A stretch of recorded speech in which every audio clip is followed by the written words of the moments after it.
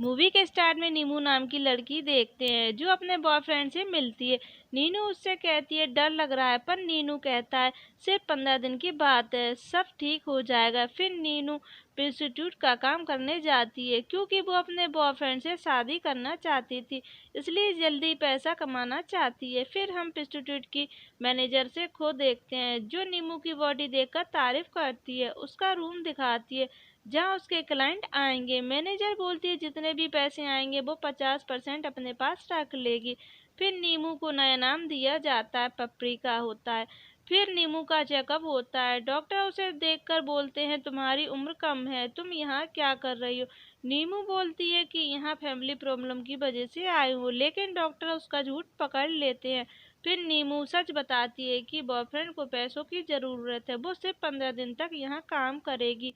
Doctor कहता है जो भी लड़की यहाँ आती है वो वापस नहीं जा पाती, और पेपरिका को नया क्लाइंट मिलता है जिसका नाम फैनको होता है। पेपरिका फैनको के साथ इंटीमेट होते टाइम अच्छा बिहेवियर नहीं करती, जिससे मॉडर्न उसे वार्न करती है कि क्लाइंट से ठीक से बिहेवियर करें। फिर पेपरिका कई आदमियों के साथ इंटीमेट होती है और बहुत पैसे कमाने लगती है।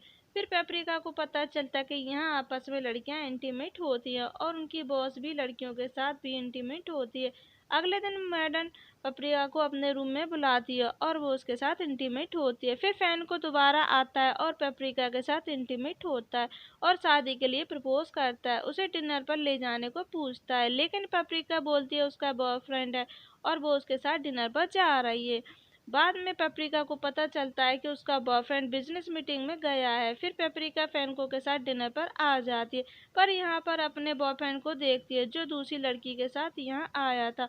वो उसे 13 साल से चीट कर रहा था। पेपरिका को रोता देख फैनको उसे संभालता है, फिर दोनों इंटीमेट होते हैं। फिर सुबह फैनको दोबारा शादी के लिए पूछता है, पर पेपरिका बोलती है कि उसे किसी आदमी पर भरोसा नहीं है, उसका दिल टूट चुका है, वो काम करके बहुत पैसे कमाएगी और अच्छी जिंदगी जिएगी। अगले दिन पेपरिका का बॉयफ्रेंड आता और आधे पैसे मांगता। वो कहता उसी ने यहाँ भेजा था और धमकी भी देता है। अब पेपरिका क्लब में काम करने के लिए दूसरे शहर चली जाती है।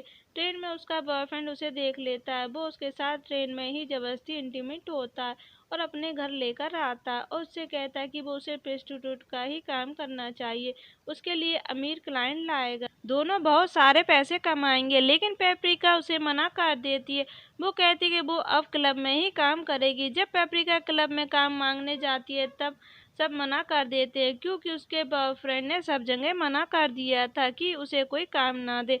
जॉब न मिलने पर पेपरिका बॉयफ्रेंड की बात मान जाती है। कुछ दिनों के बाद एक क्लाइंट आता है जो उसके अंकल थे। वो पेपरिका को पहचान जाते हैं और उससे ब्लैकमेल करते हैं कि वो उसके पेरेंट्स को बता देंगे। पेपरिका कहती कि वो कुछ दिनों में ये काम छोड़ देगी। फिर पेपरिका के अंकल उससे इंटीमेट होते हैं, वो उसके साथ फ्री में रोज इंटीमेट होने लगते हैं। जब पेपरिका अपने बॉयफ्रेंड को ये बात बताती है फिर वो अंकल को मारने की धमकी देते हैं, जिससे अंकल डर के भाग जाते हैं। पेपरिका की फ्रेंड की इन्फेक्शन से मौत हो जाती है, इससे पेपरिका बहुत डर जाती है।